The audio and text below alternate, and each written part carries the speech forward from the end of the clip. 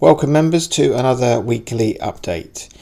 This is the Sunday after the market closed, and the date today is the 5th. The market closed on the 3rd. Please check, as always, the other videos where I look at the long-term trend and the short-term trend of the overall stock market. Not that there's been any change at all in anything I've said for the last year. So, but let's not get complacent. So here is... I've been looking, as you know, for the last few weeks at the pound. It'd be very typical of the market, just to start, just as people have written something off to start, let it slowly start pushing ahead. And that's what's been happening with the pound, as I've been explaining.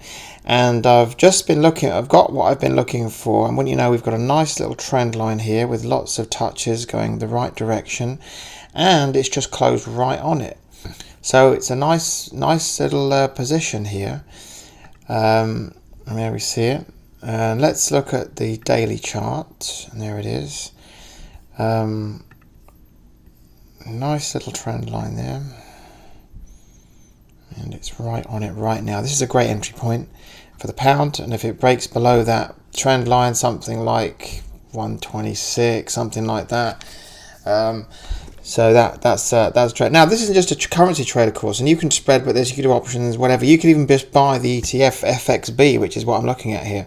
But this is also lots of other things. If you've got, foreign investments, or that you want to cash in, or there's money abroad that you want to take into pounds, now, for example, I have, a business in America, business in the UK, then this is something to look at generally. If you're moving money around, now is a good time to shift. I would say into pounds out of other ones, perhaps, depending on what it is, because pound looks like it's in an uptrend. So that's that one. Let's check in on some of these trades here. We've got Tile.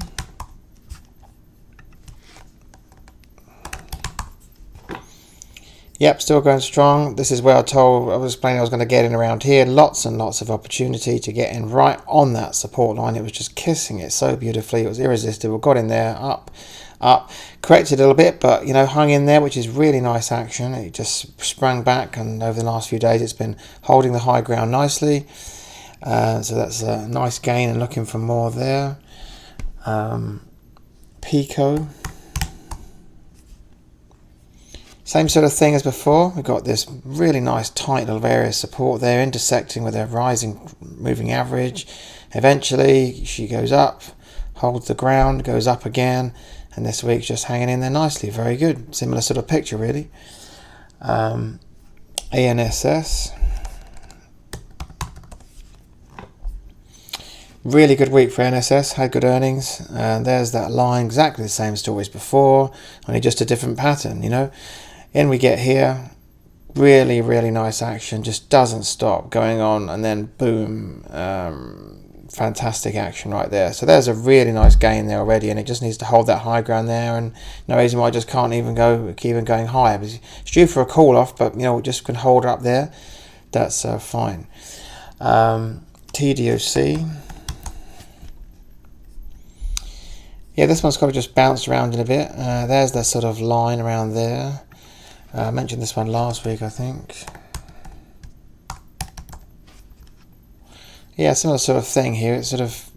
Actually, the line looks like it might be a sort of round. There's a nice line there, and it sort of hit that actually this week and bounced off of it.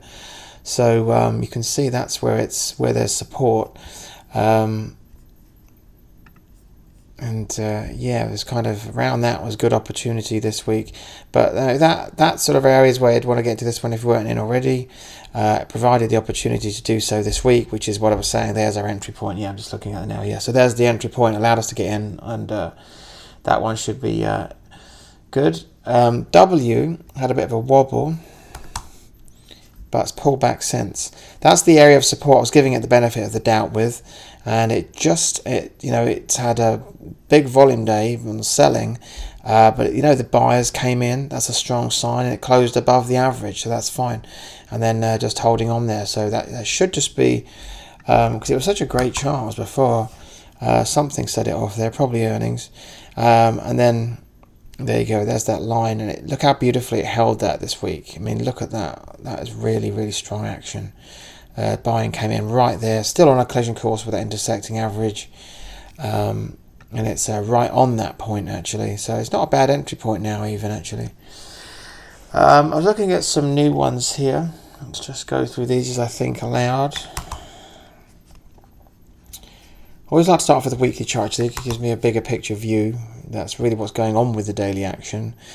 Yeah, what's interesting about this one is that it's kind of just so right on it right now, on that moving average. It's right there, and it's such a tempting entry point because it's had a load of selling, I know. But you know, if I can enter there, and I would just have such a tight stop loss on the moving average. It's just nothing ventured, nothing gained with that one, you know. And if you could just cling on to that moving average, then all should be well. But yeah, it's in bad shape, which is, you could do one or two things. If I could just get in now and then have a tight stop loss, maybe wait for the night, or maybe just wait for the falling knife to just clatter along the ground a little bit more. That's the other thing. But then you might miss a move. So that's up to the individual on that one. And WDC, as well as FXB, of course, the pound was the most interesting one, I think.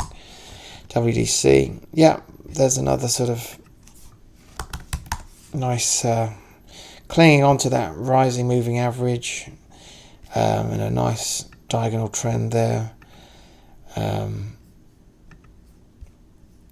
I think I'd want to be in here more closer to the line though, around about the 85, something like that, not far off. So see what happens with that.